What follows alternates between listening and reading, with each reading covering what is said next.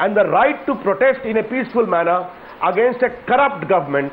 Now let me tell you, suffering is the legitimate right I'll tell you one every thing. Indian. I'll tell you why, Mr. Prasad. I don't want to provoke you, but I must say something today, which I demand an explanation from not just you, but from Sharad Yadav, for example. Sharad Yadav is an esteemed member of the NDA, of which you are a part, right? Now I have what Sharad Yadav said in August 27, 2011. Why? You know why people are saying there's an alliance of convenience, and then I'll get the response of the other participants. On August 27, 2011, calling Anna Hazare's associates as newfound leaders, he said that he had never seen people like this who had no conviction about the cause they are fighting. And he said, and I quote, "Most protesters are attending a carnival. They roam around watching the fun, have snacks, and head to Ramlila Maidan. If they see a rally of 20 or 50, they immediately join the crowd." This is the position of Sharad Yadav in August 2011. Then why is Sharad Yadav after that 3 months later with Anna Hazare? Please tell me. He gives a speech at the same carnival. My reply. He doesn't. Today, let me tell you. Today, look at what Sharad Yadav is talking about. During his speech, Sharad Yadav talks about sports. What is the focus of this movement? He says cricket. He criticizes the broadcast of cricket games. No. Please let me complete my point. He says cricket is a game that is played by slaves and is a result of our colonial past. Then he criticizes English. He says Chidambaram only speaks English. Ramdev speaks the language of the people. You know, either Sharad Yadav completely lost focus, or he also wants to be part of the carnival as he described it once. That's my question to you, Mr. Prasad. Is this too compelling a carnival for even Sharad Yadav and others to avoid? Yes. Yeah, that's my point to Mr. Prasad.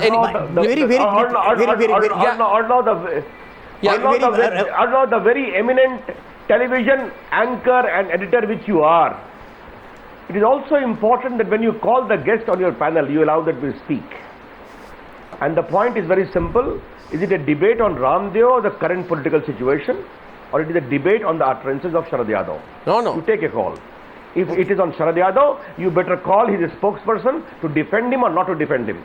I can only say that he went to the Jantar Mantar rally of Anna Hazare also when they called him.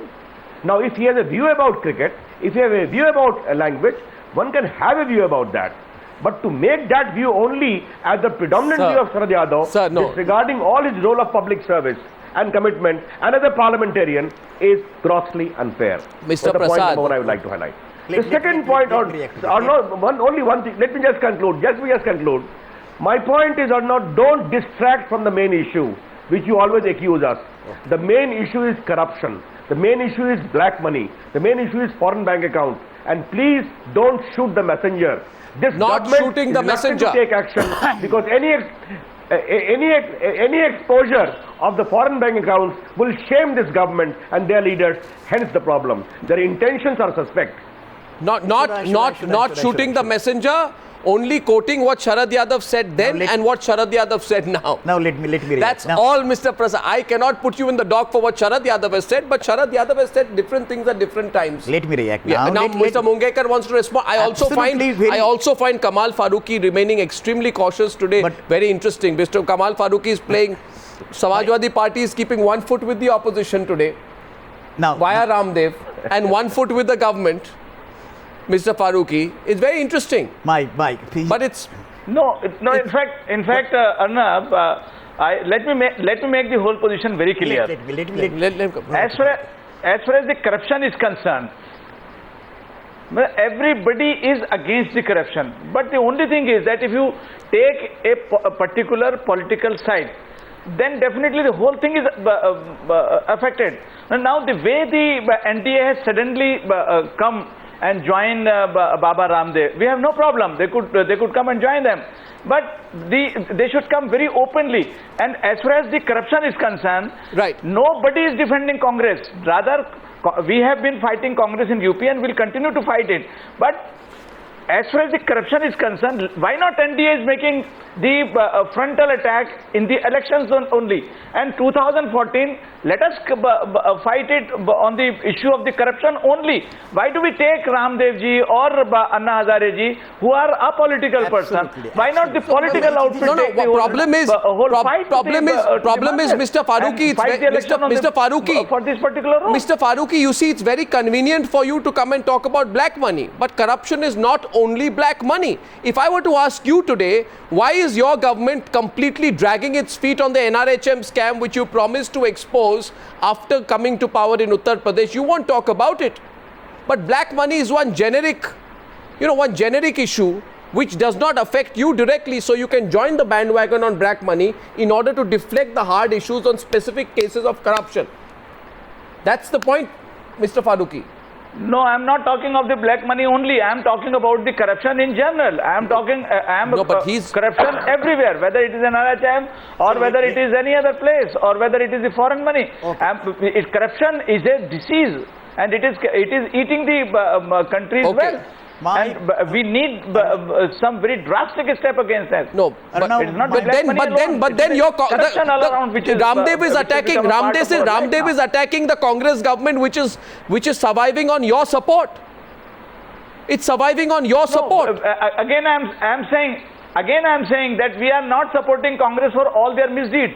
Whatever they are doing, you buy that, Ravi Shankar Prasad, you buy that line. Whether it is the outside foreign policy, Burma, we are all we are fighting it. But as far as the corruption is concerned, let us not politicize the corruption in a way that it becomes the hallmark of only NDA. No, you are please. Yes. Okay. Now, first of all, as I have respect for Ravi Shankar Prasad ji, but I was surprised that at the age of 66 that I am having, he said that I require tuition to speak in the parliament. And did I defend the instances that he quoted? One minute. My one point is, I am more against. Don't misquote me. I am more against. You are coming on television. My only point is I don't require and therefore tuition. I had to gently tell you. Ravi Shankar Prasad, the question is not new and old. My only question is, Baba Ramdev is not responsible to the parliament. The bill is in the select committee. The parliament will be discussing that. He is not responsible to the parliament. Economic situation of the country is not in good shape. Under these conditions, my quarrel is more with the party supporting Ramdev rather than Ramdev himself. Ramdev is religious fundamentalist. He used all along his sermons for yoga, for creating anti-Congress, forget about anti-Congress, but the anti-Congress rhetoric, half of the sermon that he used to give. My point is, why you people are required to use Ramdev as proxy? I want to why ask, you are not bringing no confidence? I want to ask Ravi Shankar Prasad a question before you draw him into a debate. I have to ask a very specific question to Ravi Shankar Prasad. Mr. Prasad, I went through the NDA agenda for development, good governance and peace, Lok Sabha elections 2004. I didn't find any mention of black money. I went through the BJP vision document 2004. I didn't find any mention of black money. And then I looked back, I went into the archives. 1 minute. I went into the archives, Mr. Prasad. I said, maybe I am wrong. I went into the NDA agenda for a proud, prosperous India, Lok Sabha elections 1999. There's no black money. So again, I thought I am wrong, Mr. Prasad. I went to 1998 BJP manifesto. I didn't find any mention of black money. My question to you, sir, is 98, 99 and 2 documents in 2004. How was black money not an issue then? Before and after you fought the election which brought you to power, when you were a minister? I'm happy you have raised that question. As far as this black money and foreign bank account is concerned, it became an international issue when there was a global cooperation in the wake of December 2005 UN Convention Against Corruption, which called upon all the governments to have a coordinated effort. This foreign bank account was in a foreign country. And India ratified that only in May 2011. Okay. As far as our record is concerned, you see the electoral reforms. You see the whole range of other reforms. You see the removal of license permit quota Raj, which was the breeding ground of corruption. Because of, no, listen to me, because of which country's economy prospered and a lot of discussions came about. Therefore, don't blame like that as sweeping comment. We took institutional steps in the wake of Vajpayee governance. But you of didn't 6 years mention it in by documents at that addressing time. The institutional. Oh, all right. A Congress party mentions eloquently as headline and does not do anything which other countries are Not doing. forgivable. You'll be happy. BJP took so much of steps which had a very cascading positive effect on country's economy in terms of opening, removal of license permits, quota raj, the breeding reasons for corruption, electoral reforms, all were there. Or no, don't forget one thing. Now we are out of power since 2004. It is 8 years. Yes. We are surely going to come in 2014. But for all the ills and follies of Congress, even the eminent Congress representative has conceded that the economy is in a bad shape. Inflation is rising, price rise is there, corruption is there, inaction is there. Okay. The people are entitled to form an anti-Congress mood. Okay. And all these happenings are only a reflection of that. Okay, now Ravi Shankar Prasad, I'm happy I got a sharp response from you on that one, and I know somewhere you will look back and you say maybe we could have added one line on black money, then we wouldn't have faced this question in 2012. Mr. Prasad, I thank you for joining me on the Newshour tonight. Gentlemen, Mr. Farooqi and Mr. Mungekar, please stay. Now, changing times, changing stances. This will aptly sum up the dramatic Ramdev agitation. Debates opening up now on Newshour tonight. Of course, Mr. Mungekar is still with me, and Ved Pratap Vaidik, Dr. Ved Pratap Vaidik, key aide of Baba Ramdev with us. Smriti Irani is joining us of the BJP. Naresh Gujral of the Akali Dal, which shared the stage today. Anjali Bhardwaj, member of the NCPRI, social activist. She's been watching what's going on, has strong views on it. I think we also have Krishna Prasad joining us from Delhi in some time. Aryaman Sundaram is joining us, senior advocate of the Supreme Court. Okay, let me go to Aryaman Sundaram first. Mr. Sundaram, interesting developments today in Delhi, right? As a citizen of Delhi, do you think Baba Ramdev is exercising his fundamental right, to protest against the government far better than the opposition parties have? In that sense, should he be encouraged? Well, Baba Ramdev is definitely enforcing his fundamental rights and his political ambitions with equal fervor. There's no doubt about that. The three aspects of the matter which I do want to highlight on.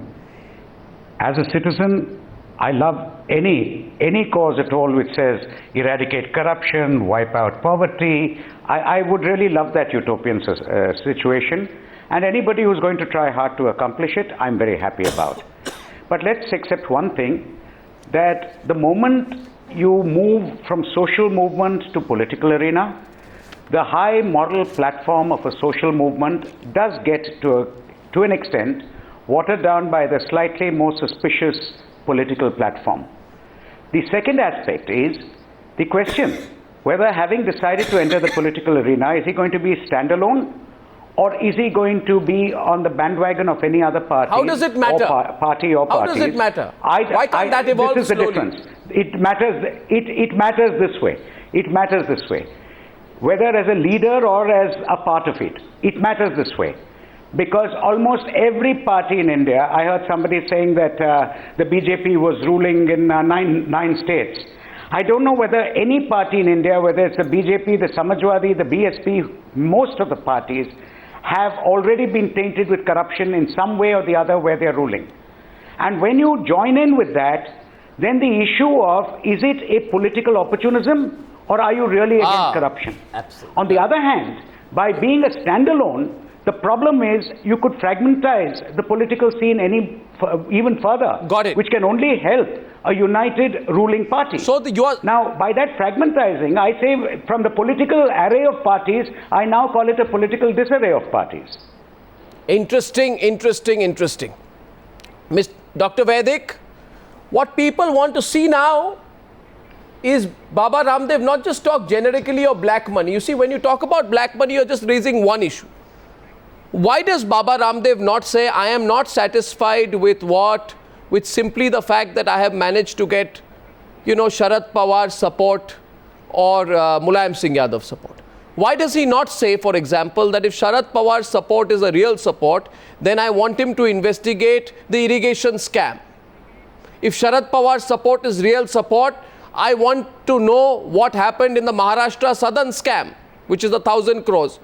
Why does he not say that just lip service from Mulayam Singh Yadav, Dr. Vedic is not good enough? I want Akhilesh Yadav not to shelter the liquor distributors who he spoke against. I want Akhilesh Yadav to bring the NRHM scam kingpins to justice.